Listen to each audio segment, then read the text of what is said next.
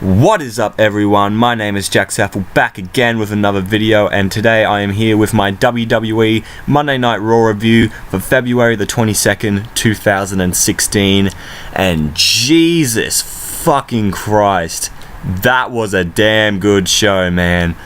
Oh my god, we are most definitely getting ready for WrestleMania 32, I can say that. Just everything from the start to the finish. Well, the third hour kind of sucked for a bit, but the ending to the third hour was pretty badass.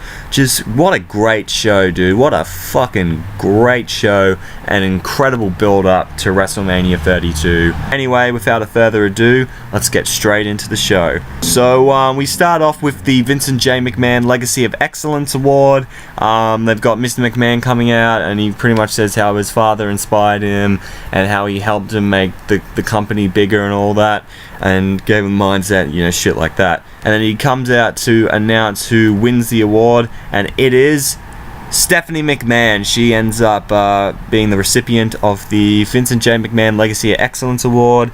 Crowd boos, they're like, come on, seriously?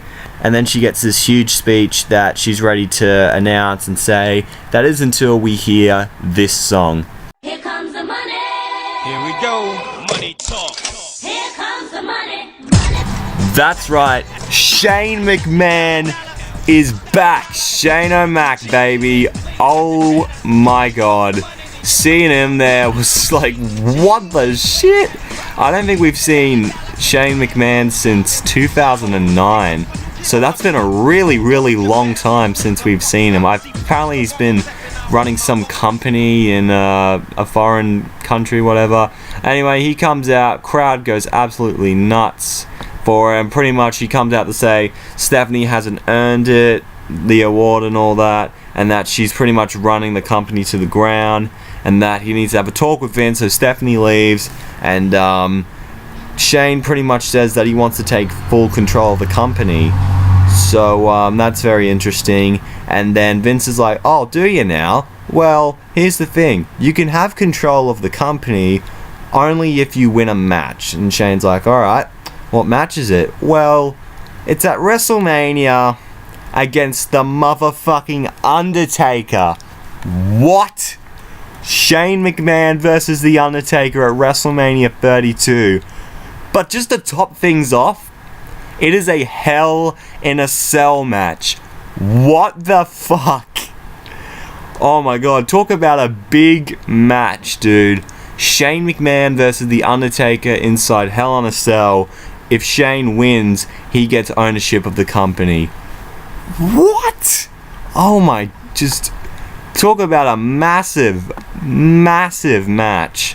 Just, we had heard rumors throughout the week, or like building up to this, that Undertaker was going to have his WrestleMania opponent be someone outside of WWE, and I guess this was the opponent for tonight. Well, for WrestleMania I meant. Jesus Christ, what an opening segment. I mean, that's how you kick off Raw, dude. Wow, I'm blown away by that. That's probably one of the best Raw segments, best Raw opening segments I have seen in years, dude. Just fantastic, absolutely fantastic. If you have not checked it out yet, go do it right now. It is worth it. So we get to our first match of the night, the Lucha Dragons and Neville versus the New Day, and average six-man tag. It was alright. I believe how this ended was Biggie then charges Neville and lands on the floor. Neville hits a kick on Woods, and then Neville nails a 450 from the apron to Biggie on the floor. Then Kalisto runs in and jumps off Neville's back and splashes onto Woods, which was awesome. And then we had Kofi Kingston and Sin Cara go in the ring, and Kofi Kingston pulls out Sin Cara's mask, hits Trouble in Paradise, and the New Day wins. New Day wins. Next up, we have JoJo interviewing Big Top Dog to get an update from Dean Ambrose. What had happened was before the show, Dean Ambrose and Brock Lesnar arrived at the arena. Dean ended up arriving, and then Brock Lesnar just beat the shit out of Dean Ambrose and slammed him into the hood of a car, and he got sent to hospital. And JoJo pretty much asked, oh, is he alright? And he's like, oh, I've been messaging him, I'm sick of the corporate tricks and all that, just me and Triple H for the world title, that he likes his odds. pisses off. And then we get Brock Lesnar and Paul Heyman coming out. And then, of course, Lesnar's not happy with not winning the #1 contendership at Fastlane.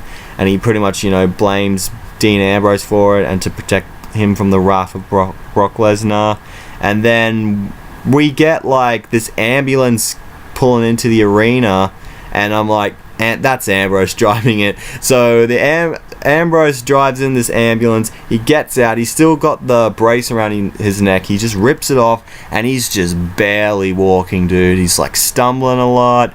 He's holding on to the side of the runway, and then he pretty much falls when he gets to Lesnar, and then Lesnar just steps over his head and just walks off. And then Dean gets the microphone and says, Brock, I'm gonna kick your ass. Dude, I know I can do it, but I want to ask you a challenge. How about you at me at WrestleMania in a no-holds-barred street fight? And just, whoa, just freaking out. And then Lesnar's like, alright then. Pretty much hits the F5 on Dean Ambrose. Paul Heyman comes in and says, your challenge has been accepted. And then they leave. Well, we all kind of knew Dean versus Brock was going to happen after what we saw at Fastlane, but man, I feel like this match could possibly be the match of the night at WrestleMania 32. I think those two could have an absolutely brutal war between each other. I'm extremely excited to see where they go. I'm extremely excited about most of these matches at WrestleMania. I mean, fuck, if this is what we're going to get for the next 6 weeks, I think WrestleMania 32 is going to be absolutely amazing. But anyway, we get the Usos taking on the Ascension. Dudley Boys came out on the rampway before the match, pretty much saying, we are sick and tired of being a nostalgia act. We'll no longer use tables. So pretty much what they said last week. And they say Rikishi should have taught you guys about respect. Then the Ascension attacks him from behind, but Usos turn into the Young Bucks and have a super kick party, and they beat the Ascension afterwards. Usos standing tall, Dudley's come marching down talking shit, and then Dudley's back it up before they do anything and they piss off. Next up, we have Chris Jericho coming to the ring, gets a good pop, and he wants to call out AJ Styles. He says, you were phenomenal last night. We just had one of the best matches of my career in the last God knows how many years. Styles says thank you. They shake hands, and it looks like they're all good. That is until the Social Outcasts come out. Yay. So they're all making fun of Jericho and Styles, and that Jericho's only playing nice because AJ made him tap out last night. And so they still could possibly be a heel turn in a match between AJ Styles and Chris Jericho.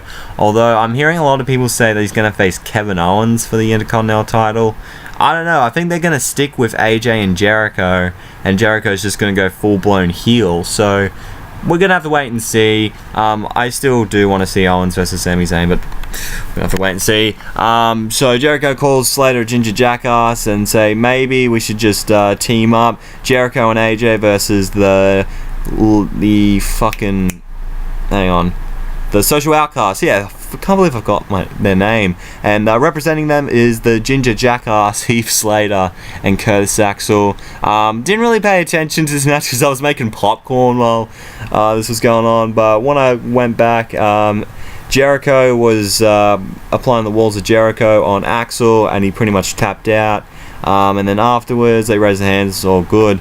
Then we get Triple H and Stephanie backstage, and she's not happy with what happened with Shane McMahon, and he has to let it go because Shane's always been a failure, and that this night started off bad, but it will end well. And yeah, let's just say Triple H did end the night very, very well. Back from the break, we get Stephanie approaching Big Top Dog and informs him that he has to face Sheamus tonight. Hooray! Ugh. And she teases League of Nations may take out their frustration out on Reigns because they're going to be at ringside tonight, although they're mostly always at ringside. Anyway, moving on to the next segment, we have R-Truth backstage. Goldust comes out, and he's feeling bad for potentially screwing over R-Truth last night at Fastlane. He's like, dude, I'm sorry. So he brings out this cake that has I'm sorry written on it. And Truth's like, okay, this was cute at first, but you're not getting it. And Goldust understands Truth doesn't want to team with him, and that he can predict Truth's every move, and that will make him a good team. And then Truth wonders if Goldust can even see him, and just slaps the cake in his face, and just Goldust is just feeling bad, and Truth's like, psych, and all that. And so yeah, that was a weird segment there. Next up we have the Wyatt family versus Ryback, Kane, and Big Show. Yep, we get a rematch from last night's epic contest at Fastlane. Who gives a shit? Wyatt family wins. Hooray, let's move on. Back from the break, we get Rich Brennan approaching Ryback backstage. Oh yeah, during this match, actually, I should mention, Ryback walked out on Kane and the Big Show and pretty much cost them the match. And so Rich talks to him, it's like, hey, why'd you walk out? And he says, I'm done with tag teams, I'm gonna go solo, and then I've won the big 6-man match at Fastlane. I've got nothing left to prove, I've got no beef with Kane and Big Show, but I gotta focus on myself. So I don't get that. I'm guessing that's a heel turn. I don't know.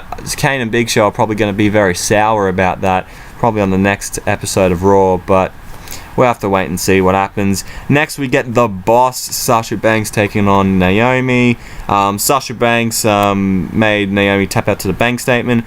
Afterwards, Becky Lynch came out to the ring with Sasha, and then Charlotte comes out wearing the Nikki Bella's top. When she came out, and then she's like, oh, Charlotte, Sasha and Becky, I'm so happy that you two have been bonding. Oh, pretends to be emotional, all that.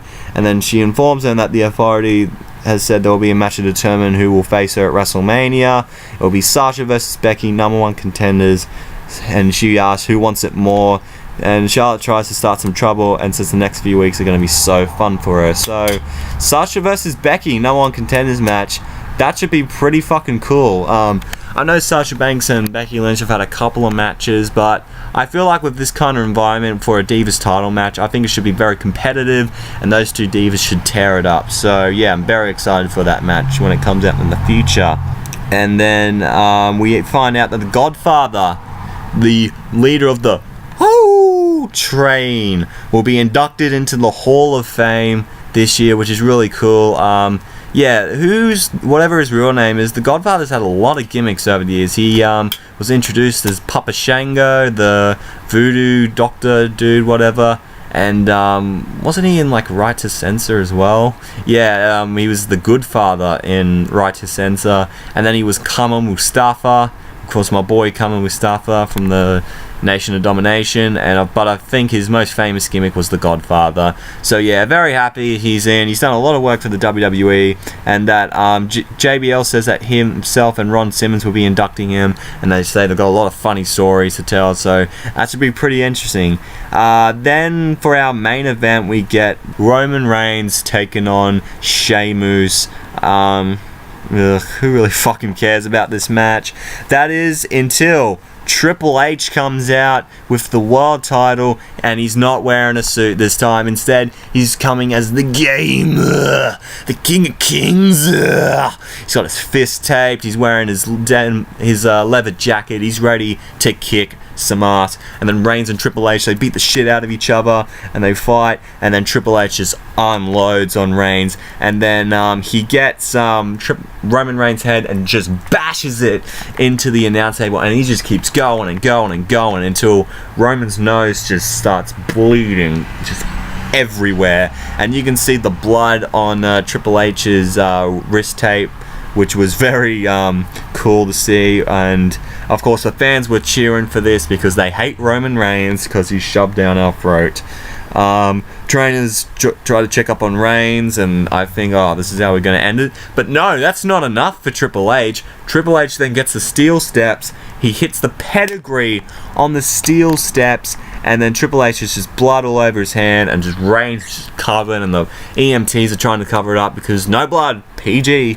And then Triple H does the cock his fist bing, and then crotch chop, and then he gets the title, raises up in the air, fans cheer for Triple H, and then that's how we end the show. So, damn, that was a show, man. I'm so happy I sat through that. I realized it was a good show because I was looking and I thought, oh, this might be like 30, 40, it might be like an hour in, and it was like an hour and a half in, and it just felt like 20 or 30 minutes. That's how good tonight's show was. So this Raw definitely gets a thumbs up from me. No, 2 thumbs up. This was a fantastic show. Loved every minute of it. Although it did kind of slip down in the 3rd hour. That Roman Reigns and Triple H brawl made it worth it. So fantastic show. Loved every second of it. Well, mostly every second of it.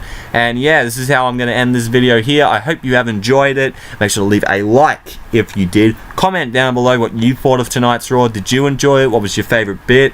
Did you enjoy Shane McMahon coming back? Any of the matches announced for WrestleMania? Let me know. And if you want to see more videos from me, don't be afraid to hit the subscribe button. You'll be glad you did. If you want to check me out on other websites such as Twitter and Instagram, it is at JackTheManLol31. Thank you so much for watching. I am starting to get really pumped for WrestleMania now, and I am out in 3, 2, 1.